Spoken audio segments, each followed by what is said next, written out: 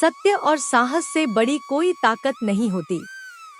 कठिन परिस्थितियों में भी सत्य पर डटे रहने वाले व्यक्ति को अंततः सफलता और मान सम्मान मिलता है। दोस्तों, बूस्ट एनर्जी चैनल पर आपका स्वागत है। आज हम एक ऐसी पौराणिक कहानी लेकर आए हैं जो आपके जीवन में नई रोशनी और दिशा लाएगी। तो चलिए एक साथ मिलकर इस प्रेरणादायक कहानी की शुरुआत करते हैं। बहुत समय पहले की बात है। एक समृद्ध और शक्तिशाली राजा था जिसका नाम था विश्वजीत। उसके महल में एक अनोखा बाग था जिसमें न केवल हरियाली और रंग बिरंगे फूलों की भरमार थी, बल्कि उसमें उगा एक ऐसा अद्भुत नारियल का पेड़ था जो सोने के नारियल देता था। राजा ने इस अनमोल खजाने की रक्षा के लिए अपनी पूरी ताकत लगा दी थी। चौकीदार रात रात भर जागकर पेड़ की निगरानी करते थे ताकि कोई इन कीमती नारियलों को चुराकर न ले जाए। एक दिन जब माली ने पेड़ के पास जाकर नारियल गिनने की कोशिश की तो पाया कि एक नारियल गायब था। यह देखकर उसका दिल धक से रह गया और डर के मारे वह राजा के पास दौड़ा। राजा ने फौरन बाग का रुख किया और देखकर चौंक गया कि इतनी कड़ी सुरक्षा के बावजूद एक कीमती नारियल चोरी हो गया था। उसने घोषणा की कि जो भी चोर का पता लगाएगा उसे बड़ा इनाम मिलेगा। सबसे बड़े राजकुमार ने इस कठिन कार्य को अपनी जिम्मेदारी समझा और रात के समय पहरा देने का निर्णय लिया। उसने अपनी पूरी शक्ति लगाई, लेकिन थोड़ी ही देर में उसकी आंखें भारी हो गईं और नींद के आगोश में वह सो गया। जब सुबह आंखें खोली तो एक और नारियल गायब था। फिर मंझले राजकुमार ने भी यह जिम्मेदारी ली, लेकिन उसकी भी हालत वही हुई। वह भी सो गया और तीसरा नारियल भी चोरी हो गया। राजा अब अत्यधिक दुखी और चिंतित था और उसका विश्वास हिल चुका था। इसी समय सबसे छोटे राजकुमार हर्ष राणा ने राजा से कहा, मैं इस चोर को पकड़ने का प्रयास करूंगा। राजा ने घृणा से उसकी ओर देखा और कहा, तुमसे बड़े और समझदार दोनों राजकुमार असफल हो चुके हैं, तुम कैसे सफल हो सकते हो? लेकिन हर्ष ने दृढ़ नायक की तरह कहा, मुझे सिर्फ एक मौका दीजिए, मैं असफल नहीं होऊंगा। राजा की दिलचस्पी उसकी बातों में बढ़ी और उसने उसे एक मौका देने का निर्णय लिया। रात को हर्ष ने अपने दिल में कसम खाई कि वह किसी भी हालत में नहीं सोएगा और उसकी पूरी नजर पेड़ पर रही। आधी रात के समय उसने एक अद्भुत दृश्य देखा। एक सोने की गौरैया चांदनी में चमकते हुए पेड़ के पास आई और चोंच में सोने का एक नारियल उठाकर उड़ने लगी। हर्ष ने तुरंत तीर चलाया, लेकिन वह गौरैया न सिर्फ बच गई, बल्कि एक चमचमाता सुनहरा पंख जमीन पर गिरा। अगली सुबह हर्ष ने राजा को पूरी कहानी बताई और उस सुनहरे पंख को राजा के सामने रखा। राजा ने पंख को देखकर कहा, अगर इस गौरैया का एक पंख इतना सुंदर है तो वह पूरी गौरैया कितनी अद्भुत होगी। राजा की आंखों में आशा और विश्वास का एक नया दीप जल उठा और उसने कहा, अब मैं चाहता हूँ कि कोई उस गौरैया को पकड़ लाए और हमारे राज्य को एक अनमोल तोहफा मिले। राजकुमार हर्ष ने अपनी यात्रा शुरू की और जंगल में वह वही उल्लू से मिला जिसने उसे सोने की गौरैया के बारे में सलाह दी।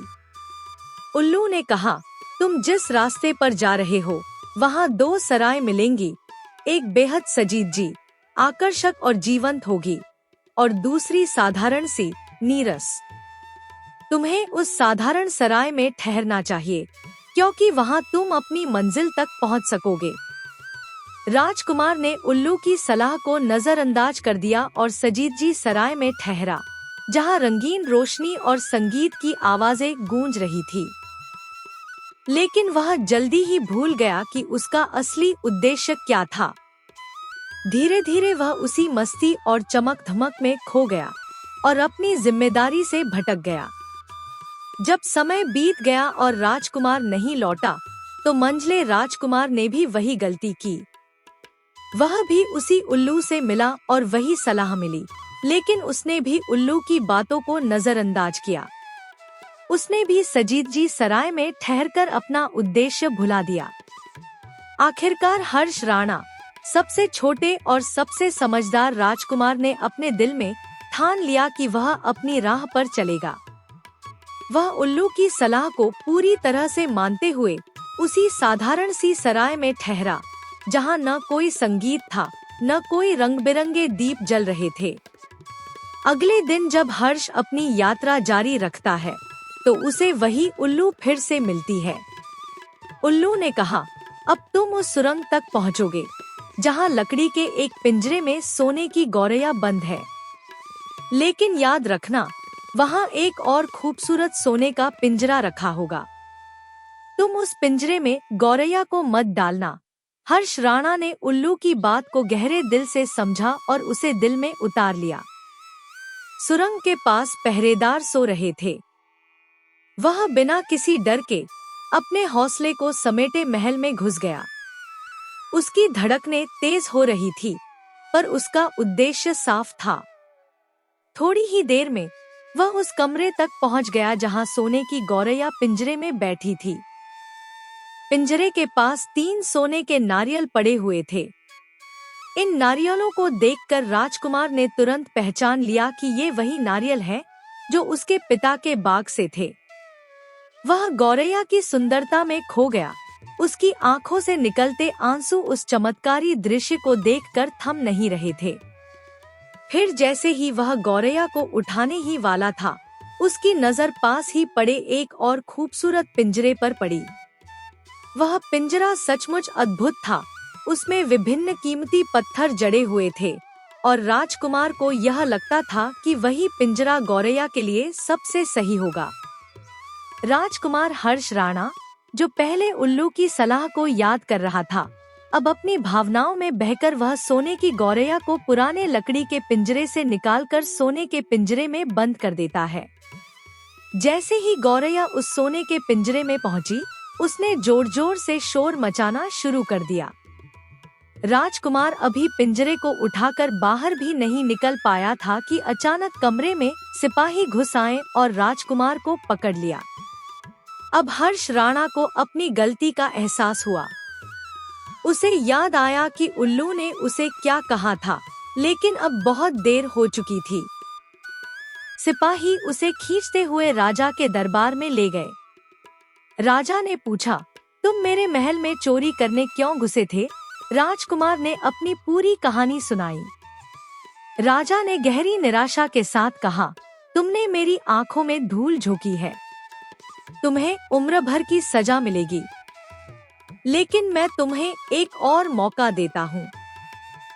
अगर तुम मेरे लिए सोने का ऊंट लेकर आओ, तो न केवल मैं तुम्हें छोड़ दूंगा, बल्कि वह सोने की गौरैया भी तुम्हें दे दूंगा।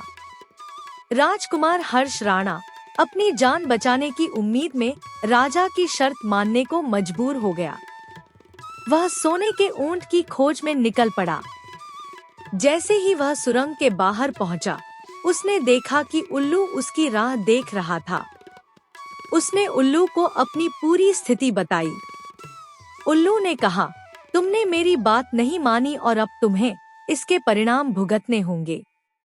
अगर तुम मेरी बात सुनते तो यह परेशानी कभी नहीं आती। फिर भी उल्लू ने उसकी मदद करने का निश्चय किया और कहा, तुम एक सुरंग से आगे जाओ, वहाँ तुम्हें सोने का ऊंट मिलेगा। लेकिन एक बात याद रखना, वहाँ एक पुरानी चमड़े की जीन और एक सोने की जीन रखी होगी। सोने की जीन को मत छूना। तुम केवल पुरानी चमड़े की जीन को पकड़ना और उस ऊंट पर चढ़कर उसे घसीटते हुए बाहर आना। राजकुमार ने उल्लू की सलाह मानी और जैसे ही वह सुरंग में घुसा, उसने देखा कि सभी नौकर चाकर सो रहे थे। थोड़ी देर में वह सोने के ऊंट के पास पहुंचा, जो सचमुच असाधारण था। उसका सोने से बना शरीर चांद की रोशनी में चमक रहा था। लेकिन जब राजकुमार ने देखा कि उस ऊंट पर पुरानी चमड़े की जीन पड़ी हुई थी, तो उसे यह अच्छा नहीं लगा। उसे सोने की जीन इतनी आकर्षक लगी कि उसने वही चुनी और उसे ऊंट पर कसने की कोशिश की। ठीक उसी वक्त सुरंग का दरवाजा जोर से खटका और सभी चाकर जाग गए। राजकुमार को पकड़ लिया गया और उसे राजा के सामने पेश किया गया। राजा ने गुस्से से कहा, तुमने मेरे ऊंट को चुराने की कोशिश की है। तुमको उम्र भर की सजा मिलेगी, लेकिन अगर तुम मेरा एक काम कर दो तो तुम्हारी जान बच सकती है। राजा ने अगली शर्त रखी, यहाँ से कुछ दूर एक सोने का महल है जिसमें एक सुंदर राजकुमारी रहती है। अगर तुम उसे मेरे पास ला सको तो मैं तुम्हें बचा लूंगा। राजकुमार फिर से एक नई मुसीबत में फंस गया, लेकिन मजबूर होकर उसे राजा की शर्त माननी पड़ी। सोने के महल की तलाश में चलते हुए वह फिर से उल्लू से मिला। उल्लू ने फिर कहा, तुमने इस बार भी मेरी बात नहीं मानी। अगर तुम मेरी सलाह मानते तो यह नया संकट कभी सामने नहीं आता। खैर, अब मैं तुम्हारी मदद करूंगी। उसने रास्ता बताया, वहाँ सोने का महल है। तुम वहाँ छिपे रहो। जब राजकुमारी तालाब में नहाने के लिए बाहर आए, तुम उसका हाथ पकड़ लेना। लेकिन एक बात याद रखना, वह तुम्हें माता पिता से मिलने जाने के लिए कहेगी, तो तुम उसकी बातों में मत आना, वरना फिर से परेशानी हो जाएगी। राजकुमार ने उल्लू की बात मानी और सोने के महल के पास पहुंचकर एक पेड़ के पीछे छिप गया। शाम को जब राजकुमारी नहाने के लिए बाहर आई, तो राजकुमार ने हिम्मत जुटाकर उसका हाथ पकड़ लिया। राजकुमारी ने कहा, तुम मुझे जहाँ भी ले जाना चाहोगे, मैं तुम्हारे साथ चलूंगी, लेकिन मुझे अपने माता पिता से मिलकर आना होगा। राजकुमार के मन में दया आ गई और उसने कहा, ठीक है, लेकिन जल्दी आना। राजकुमारी जैसे ही सुरंग में कदम रखती है, सुरंग के पहरेदार जाग जाते हैं और राजकुमार को पकड़ लेते हैं। राजकुमार को अब अपनी गलती का एहसास हुआ, लेकिन अब वह बच नहीं सकता था। सिपाही उसे राजा के पास ले गए। राजा ने गुस्से में आकर कहा, तुम्हारी सजा तय है, उम्र भर की कैद। राजकुमार की आंखों में आंसू थे, लेकिन वह घुटने टेककर बोला, कृपया मुझे माफ कर दें, मैं सिर्फ अपनी जान बचाना चाहता था।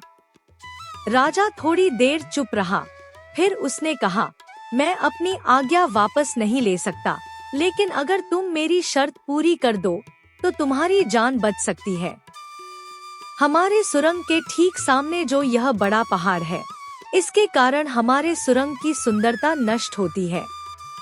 अगर तुम 8 दिन में इस पहाड़ को खोदकर साफ कर दो, तो हम तुमसे कह सकते हैं कि इतने बड़े पहाड़ को 8 दिन में कैसे खोद सकोगे। फिर भी उसे अपनी जान बचानी ही थी, इसलिए वह पहाड़ खोदने लगा। धीरे धीरे 7 दिन बीत गए। इतने दिन लगातार खोदने पर भी वह पहाड़ का सिर्फ एक कोना ही खोद सका। वह दुखी होकर बैठ गया और अब उसे अपने ऊपर बहुत अधिक क्रोध आ रहा था। वह मन में सोचने लगा कि अगर मैंने उल्लू की बात मानी होती तो कितना अच्छा होता। उल्लू ने मुझे हर बार सही सलाह दी थी और मैं हर बार उसका कहना न मानकर नई नई मुसीबतों में फंसता चला गया। राजकुमार हर्ष राणा इस तरह सिर झुकाए बैठा था कि अचानक उसे अपने पैरों के पास उल्लू की पूंछ खिसकती हुई दिखाई दी। उसने कहा, मैं तुम्हें पहाड़ खोदते हुए देख रही हूँ। मुझे दया आ गई है और मैं तुम्हारी मदद करने के लिए आई हूँ। तुम बहुत थक गए हो, सो जाओ। मैं थोड़ी देर में तुम्हारा काम पूरा कर दूंगी। इस बार हर्ष राणा ने ठान लिया था कि अब वह उल्लू की बात मानेगा जैसा वह कहेगी। वह चुपचाप उठकर एक तरफ सोने चला गया। थोड़ी देर में उसे नींद आ गई। सुबह जब वह सोकर उठा तो उसे अपनी आंखों पर विश्वास नहीं हो रहा था। वहाँ कहीं भी पहाड़ का नामो निशान नहीं था और महल का सुंदर दृश्य दिखाई दे रहा था। राजकुमार हर्ष राणा सीधा राजा के पास पहुंचा। राजा उसके काम पर बहुत खुश था और उसने तुरंत अपने वादे के अनुसार राजकुमारी के साथ उसका विवाह कर दिया। जब राजकुमार सुंदर राजकुमारी के साथ कुछ दूर चला तो उसे रास्ते में फिर वही उल्लू मिली। उल्लू बोली, बधाई राजकुमार। राजकुमार बोला, लेकिन भला मुझे सोने का ऊंट और सोने की गौरैया कैसे मिल सकती है? मैं तो इस राजकुमारी को उस राजा के पास ले जा रहा हूँ। उल्लू ने कहा, नहीं, तुम ऐसा काम कभी मत करना। इस राजकुमारी के साथ तुम्हें सोने के ऊंट वाले राजा के पास जाना होगा। राजा खुश होकर तुम्हें सोने का ऊंट दे देगा। ऊंट पर सवार हो जाना और उसे लेकर सबसे विदा लेना। जैसे ही तुम राजकुमारी के पास पहुँचो, उसे हाथ से पकड़कर ऊंट के ऊपर खींच लेना और ऊंट को दौड़ा देना। सोने का ऊंट इतना तेज दौड़ता है कि दुनिया का सबसे तेज ऊंट भी उसकी बराबरी नहीं कर सकता। जाओ, पहले यह काम पूरा करो, फिर आगे का काम मैं तुम्हें बाद में बताऊंगी। राजकुमार ने ठीक वैसा ही किया जैसा उल्लू ने कहा था। जब सोने के ऊंट वाले राजा ने खुश होकर उसे इनाम में सोने का ऊंट दिया, तो राजकुमार उस पर सवार हो गया और सबसे विदा लेने लगा। अंत में उसने राजकुमारी को उठाकर ऊंट को तेजी से दौड़ाते हुए सुरंग से बहुत दूर निकाल लिया। रास्ते में पेड़ के नीचे उल्लू उसका इंतजार कर रही थी। उसे देखकर उल्लू बोली, शाबाश, अब तुम सोने की गौरैया भी प्राप्त कर लो। जब तुम सोने की गौरैया वाले राजा के पास पहुँचोगे, तो वह इस ऊंट को देखकर बहुत खुश होगा। तुम उसे कहना कि पहले सोने की गौरैया का पिंजरा मेरे हाथ में दे दो, तब मैं यह ऊंट तुम्हें दूंगा। जब वह पिंजरा तुम्हारे पास लाए, तो तुम पिंजरा उसके हाथ से छीन लेना और ऊंट को दौड़ा देना। बस ऐसी ही गौरैया तुमको मिल जाएगी और कोई तुम्हें पकड़ नहीं सकेगा। इस बार भी राजकुमार ने ठीक वैसा ही किया। वह राजकुमारी के साथ ही ऊंट पर बैठा रहा और जब राजा ने उसके हाथ में सोने की गौरैया का पिंजरा दिया, तो उसने देखते ही देखते पिंजरा छीन लिया और सोने का ऊंट हवा से बातें करने लगा। कुछ दूर चलने पर उल्लू उसे मिली। राजकुमार ने कहा, मैं तुम्हें कुछ नहीं जरूर देना चाहता हूँ। उल्लू ने कहा, अगर तुम खुश हो तो मेरा एक कान काट दो, या तुम एक तीर चलाकर मुझे मार दो। इस समय तुम यही सबसे बड़ा काम मेरे लिए कर सकते हो। राजकुमार ने कहा, भला यह कैसे हो सकता है? तुमने मेरी इतनी मदद की और मैं बदले में तुम्हें मार दूं? यह नहीं होगा। यह सुनकर उल्लू बहुत दुखी हुई और बोली, अगर तुम मेरा यह काम नहीं कर सकते, तो फिर ठीक है, जाओ। लेकिन मैं तुम्हारी भलाई के लिए ही कह रही हूँ कि तुम दो बातें जरूर याद रखना। एक तो तुम किसी कुएं की दीवार पर मत बैठना और दूसरा, ऐसे लोगों के लिए धन मत खर्च करना जिनको उम्रकैद मिलने वाली हो। राजकुमार बोला, भाई, तुम भी अजीब हो। तुम्हारी बातें मेरी समझ में नहीं आती। कहकर उसने अलविदा ली और वहाँ से चल पड़ा। राजकुमार सोने के ऊंट को दौड़ाता हुआ आगे बढ़ा। राजकुमारी उसके साथ बैठी हुई थी और सोने की गौरैया का पिंजरा उसके हाथ में था। कुछ ही देर में राजकुमार उस छोटे से गांव में पहुंच गया, जिसमें एक सराय थी। गांव के लोग, खासकर बच्चे, उसे देखने के लिए इकट्ठा हो गए। सोने के ऊंट पर बैठे इतने सुंदर राजकुमार के साथ राजकुमारी को देखकर सभी लोग चकित रहे। एक अंधेरी रात में राजकुमार कुएं की गहराई में फंसा हुआ था। घने जंगल में गूंजती हुई उसकी आवाज मदद की पुकार कर रही थी। तभी एक आवाज आई, बेटा, तुम मेरी पूंछ पकड़ लो। यह एक साधारण उल्लू की आवाज नहीं थी। यह आवाज आत्मविश्वास से भरी और किसी दिव्य शक्ति का संकेत थी। राजकुमार ने बिना समय गवाए उल्लू की पूंछ पकड़ी और धीरे धीरे कुएं से बाहर आ गया। कुएं के बाहर आते ही उसने उल्लू की तरफ देखा और कहा, तुमने मेरी जान बचाई है। मैं इस उपकार को कैसे चुका सकता हूँ? उल्लू ने मुस्कुराते हुए कहा, जाओ, अपने घर लौट जाओ। लेकिन याद रखना, आगे जीवन में सावधानी और धैर्य से काम लेना। हर किसी पर भरोसा मत करना। राजकुमार जब महल पहुंचा, तो सोने का ऊंट उसे देखकर खुशी से झूम उठा। ऊंट बार बार अपने पैरों को जमीन पर पटक रहा था, जैसे वह कहना चाहता हो, अंत में तुम लौट आए। लेकिन राजा के चेहरे पर उलझन के भाव थे। उन्होंने राजकुमारी से पूछा, यह सब क्या हो रहा है? तुम इतनी खुश क्यों हो? राजकुमारी ने राजा को पूरी कहानी सुनाई। उसने कहा, महाराज, आपके बड़े और मंझले पुत्रों ने छोटे राजकुमार के साथ धोखा किया था, लेकिन यह छोटा राजकुमार ही सच्चा और बहादुर है, इसीलिए मैंने इसके साथ विवाह किया है। उसने इशारा करते हुए कहा, वह देखिए, आपका छोटा राजकुमार। राजा ने जैसे ही अपने छोटे पुत्र को देखा, उसके दिल में गर्व और प्यार उमड़ आया। वह उसके पास गए, उसे गले लगाया और कहा, तुमने सिद्ध कर दिया कि सच्चाई और साहस सबसे बड़ी ताकत है। राजा ने अपने बड़े और मंझले पुत्रों को बुलाकर उनसे पूछा, तुम दोनों ने ऐसा क्यों किया? क्या तुम्हें इस राज्य की मर्यादा का कोई ध्यान नहीं? दोनों पुत्र सिर झुकाए खड़े रहे। उनकी चुप्पी उनकी गलती का सबूत थी।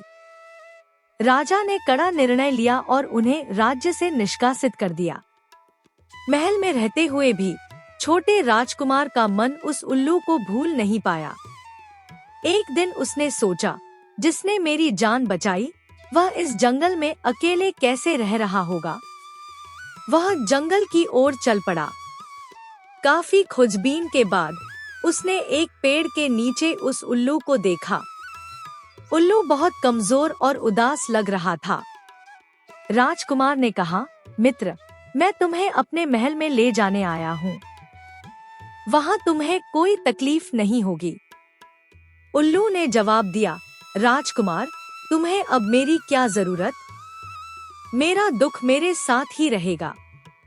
उल्लू ने गहरी सांस लेते हुए कहा, अगर तुम सचमुच मेरी मदद करना चाहते हो, तो मेरी एक आखिरी इच्छा पूरी करो। मुझे तीर मार दो। राजकुमार ने चौंक कर कहा, यह तुम क्या कह रहे हो? मैं ऐसा कभी नहीं कर सकता। उल्लू ने कहा, असल में मैं उल्लू नहीं हूँ। मैं तुम्हारी पत्नी का बड़ा भाई हूँ। एक जादूगर ने मुझ पर जादू कर दिया था, जिसके कारण मैं इस रूप में जीने को मजबूर हूँ। केवल तुम्हारा तीर ही मुझे इस जादू से मुक्त कर सकता है। राजकुमार ने आखिरकार उल्लू की बात मानी। उसने धनुष पर तीर चढ़ाया और निशाना साधा। जैसे ही तीर लगा, उल्लू का शरीर गिर पड़ा। अगले ही क्षण वहाँ एक सुंदर और राजसी युवक खड़ा था। राजकुमार ने उसकी ओर बढ़कर कहा, तुम्हें देखना मेरे लिए सौभाग्य की बात है। दोनों राजकुमार महल लौट आए। राजकुमारी अपने भाई को देखकर बहुत खुश हुई। उसने कहा, आपकी बहादुरी और सच्चाई ने मेरे भाई को वापस ला दिया।